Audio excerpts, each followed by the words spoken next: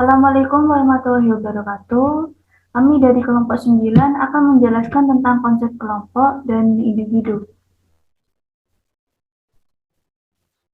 Yang selanjutnya yaitu ada anggota kelompok, yaitu saya sendiri, Alvina Sasabila, dan rekan saya, Sekasari Gita Savitri, dan rekan saya, Ayatullah Kambudia.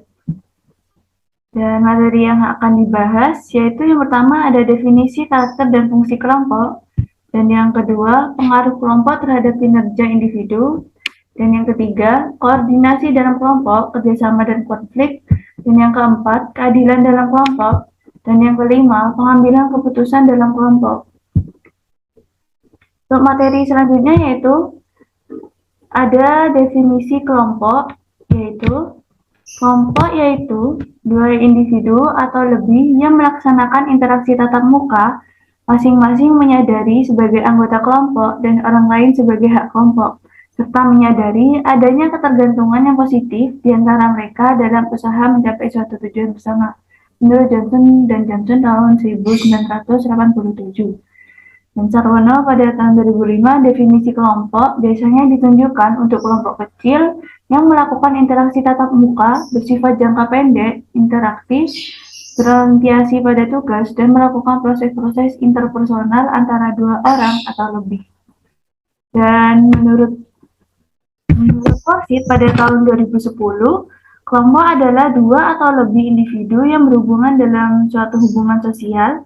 Menurut Myers tahun 2012, kelompok adalah dua atau lebih orang dalam beberapa waktu yang cukup lama saling berinteraksi dan mempengaruhi satu sama lain dan memandang satu sama lain sebagai kita. Dan menurut Funham pada tahun 2002, memberikan definisi kelompok sebagai berikut. Yang pertama yaitu ada dua atau lebih orang yang terlibat dalam interaksi sosial dan mereka saling mempengaruhi satu sama lain. Dan yang kedua, berbagi dalam beberapa isu, tujuan, sasaran, dan target. Dan yang ketiga, mempunyai struktur yang relatif stabil, nilai dan aturan. Dan yang keempat, persepsi dan rekognisi sebagai grup. Disimpulkan, kelompok yaitu kumpulan dua atau lebih individu yang saling berinteraksi guna mencapai suatu tujuan dan memandang satu sama lain sebagai kita. Dan selanjutnya yaitu ada karakter kelompok. Menurut Forsyth pada tahun 2010 menggambarkan bahwa kelompok memiliki beberapa karakteristik, yaitu yang pertama ada struktur kelompok. Struktur kelompok ini hubungan yang terjadi antara anggota kelompok diatur berdasarkan pola, kedudukan, norma yang berlaku dalam kelompok. Kelompok memiliki struktur, ketua dan anggota yang memiliki peran sesuai dengan aturan yang berlaku. Dan yang kedua, ada kesatuan atau unity, yaitu berdasarkan definisi kelompok yang diuraikan para ahli, kelompok tidak hanya ditentukan oleh kuantitas individu dan proses interaksi sosial, tetapi juga bagaimana individu mempersepsi diri mereka, apakah dirinya bagian dari kelompok tersebut. Dan yang ketiga, ada ketergantungan, yaitu anggota kelompok memiliki saling ketergantungan satu sama lain. Setiap anggota mempunyai pengaruh kepada anggota lainnya. Dan yang keempat, ada interaksi. Kelompok membangun dan menjaga hubungan antar anggota kelompok. Kelompok yang baik dicirikan dengan tingginya kuantitas dan kualitas interaksi antar anggota kelompok. Dan yang terakhir ada tujuan, yaitu kelompok harus memiliki tujuan. Fungsi tujuan dalam kelompok ini adalah sebagai target pencapaian anggota kelompok dan menjadi salah satu evaluasi keberhasilan kelompok. Dan yang selanjutnya yaitu ada fungsi kelompok. Keberadaan suatu kelompok di dalam masyarakat dicerminkan oleh adanya fungsi-fungsi yang akan dilaksanakannya. Fungsi-fungsi tersebut yaitu yang pertama, hubungan sosial, yaitu bagaimana suatu kelompok dapat menjaga dan memantapkan hubungan sosial di antara para anggotanya, seperti bagaimana suatu kelompok secara rutin memberikan kesempatan kepada anggotanya untuk melakukan kegiatan yang informal, santai, dan menghibur. Dan yang kedua yaitu ada pendidikan, yaitu suatu kelompok secara formal ataupun informal bekerja untuk mencapai dan mempertukarkan pengetahuan. Dari fungsi ini, kebutuhan dari para anggota kelompok, bahkan kebutuhan masyarakat dapat terpenuhi. Fungsi ini akan efektif apabila setiap anggota kelompok membawa pengetahuan baru yang bermanfaat bagi kelompoknya. Apabila tidak ada pengetahuan baru yang diberikan masing-masing anggota, maka akan mustahil fungsi edukasi ini akan tercapai. Dan yang ketiga yaitu ada persuasi. Seseorang anggota kelompok berusaha mempersuasikan anggota lainnya agar melakukan atau tidak melakukan sesuatu.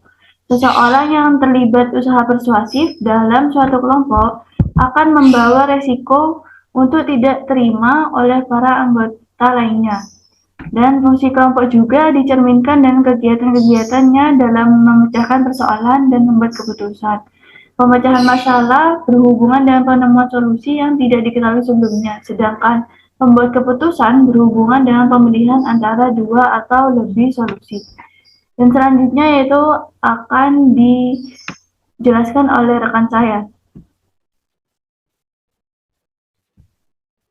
Yang selanjutnya yaitu ada pengaruh kelompok terhadap kinerja individu. Alport 1920 mengatakan bahwa kinerja menjadi lebih baik apabila seseorang bekerja dengan adanya kehadiran orang lain daripada ketika mereka bekerja sendirian. Hal itu telah dibuktikan dengan suatu penelitian Alport di mana ia meminta peserta untuk menuliskan sebanyak mungkin ilusi yang dapat mereka pikirkan dari kata-kata yang dicetak pada bagian atas sebuah kertas kosong.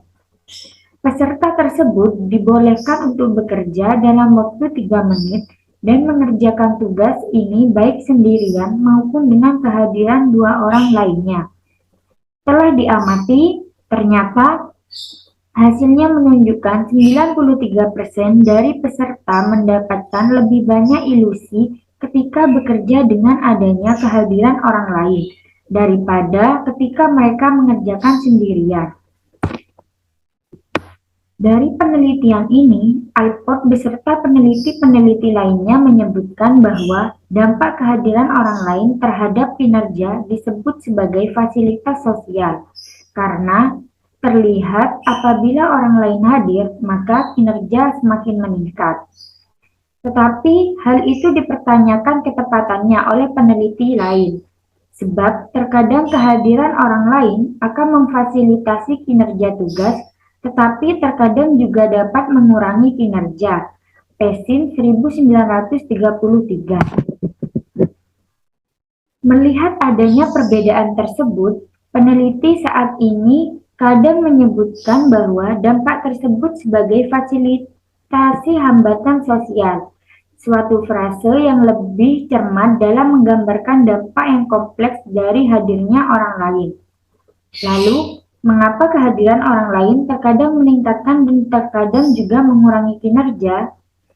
Nah, hal itu telah dijelaskan oleh Jones bahwa apabila keterangan meningkat, maka kecenderungan kita untuk menunjukkan respon dominan juga meningkat.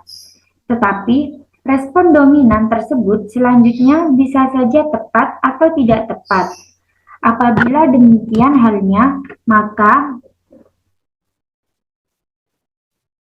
dapat dirunut secara logis bahwa apabila kehadiran orang lain meningkatkan keterangsangan, maka faktor ini akan memperbaiki kinerja ketika respon dominan yang muncul adalah respon yang tepat. Tetapi dapat memperburuk kinerja apabila respon dominan yang muncul adalah respon yang tidak tepat. Teori Jajong ini dikenal sebagai teori dorongan atau fasilitasi sosial karena berfokus pada keterangsangan atau dorongan, yaitu kehadiran orang lain akan memperbaiki kinerja seseorang apabila ia memiliki keterampilan tinggi dalam tugas yang dilakukan, tetapi akan mengganggu kinerja apabila ia tidak memiliki keterampilan tinggi tersebut.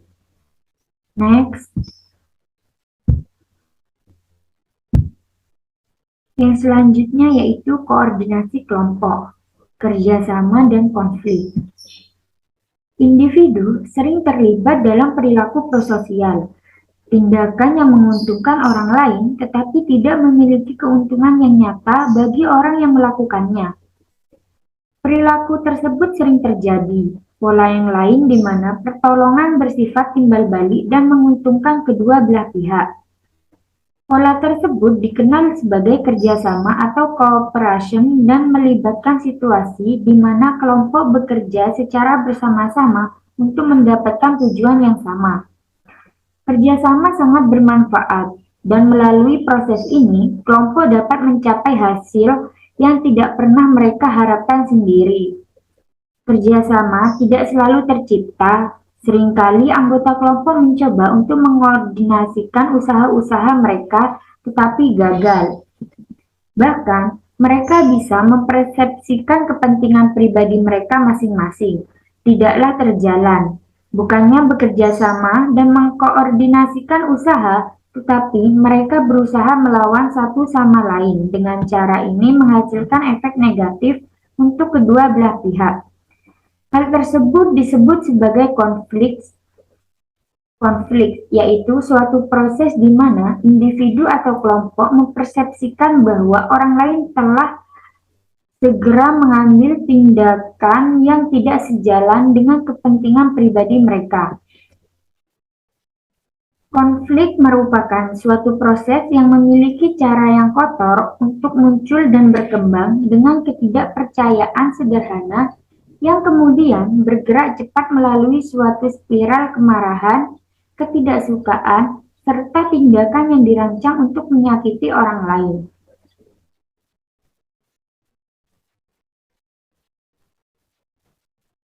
Selanjutnya akan disampaikan oleh rekan saya.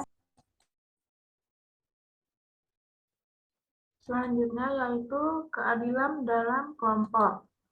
Secara umum, kita mengharapkan proporsi kontribusi serta hasil akhir yang kurang lebih sama bagi setiap orang di dalam kelompok.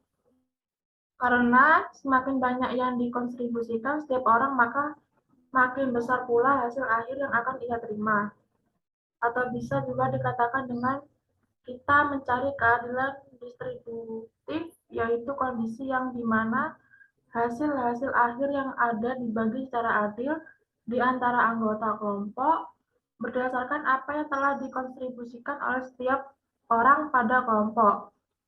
Bruckner, Lianesfeld, 1996, Greenberg, 1993, A. Meskipun keadilan distribusi ini memiliki peran yaitu sangat penting dalam membentuk persepsi akan keadilan, tetapi hal ini bukan merupakan keseluruhan cerita. Dalam meraih kesimpulan mengenai apakah kita sudah diperlakukan secara adil atau tidak, kita tidak hanya terfokus pada hasil akhir aktual, tetapi kita juga peduli mengenai bagaimana keputusan untuk mendistribusikan hasil akhir dalam suatu cara spesifik dicapai atau prosedur yang dilakukan, dan bagaimana kita diperlakukan di sepanjang prosesnya atau keadilan interaksional. Berikut ini terdapat faktor-faktor yang mempengaruhi penilaian berhubung dengan keadilan prosedur, diantaranya yaitu konsisten prosedur, sejauh mana prosedur itu digunakan dalam cara yang sama pada setiap individu. Kedua, ketepatan, sejauh mana prosedur itu didasarkan pada informasi yang akurat mengenai kontribusi relatif dari semua anggota kelompok. Yang ketiga, yaitu kesempatan untuk melakukan koreksi. Sejauh mana kesalahan yang terjadi dalam distribusi dapat diperbaiki. Pencegahan terhadap penyimpangan. Sejauh mana pembuatan keputusan terhindar dari pengaruh self-interest-nya pribadi. Etikalitas, yaitu sejauh mana keputusan dibuat dalam cara yang sesuai dengan nilai etis dan moral yang dipegang oleh orang-orang yang terlibat. Selanjutnya, yaitu keadilan interaksional. Dua faktor ini tampak memiliki peran yang penting dalam penilaian kita mengenai bagaimana kita telah diperlakukan, sejauh mana kita diberikan alasan yang jelas dan rasional mengenai mengapa hasil dibagi dengan cara yang seperti itu, serta sikap baik dan sensitivitas yang menyertai informasi mengenai pembagian ini. Jadi, kita menilai keadilan dengan beberapa cara yang berbeda dengan berhubungan dengan hasil akhir yang kita terima, atau keadilan distributif. Prosedur yang digunakan untuk mencapai pembagian ini yaitu keadilan prosedural, serta gaya yang menyertai pemberian informasi mengenai pembagian ini, atau keadilan interpersonal atau interaksional.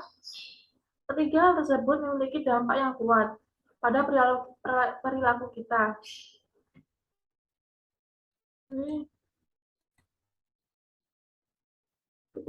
Ketiga hal tersebut memiliki dampak yang kuat pada perilaku kita, karena dengan cara itulah yang dapat memengaruhi fungsi kerja dalam kelompok di mana kita bergabung. Next. Pengambilan keputusan dalam kelompok. Kozieleki 1981 menyatakan setidaknya ada 3 alasan pengambilan keputusan lebih banyak dihasilkan pada kelompok. Yang pertama yaitu keputusan dalam kelompok dianggap lebih rasional dan lebih sedikit memiliki bias dibandingkan keputusan yang diambil di individu. Kedua yaitu keputusan dalam kelompok dibuat dalam prosedur yang demokratis. Keputusan yang diambil merupakan yang menguntungkan relasi interpersonal. Yang ketiga yaitu keputusan kelompok memiliki kecermatan yang baik untuk terimplementasi daripada individual. Next.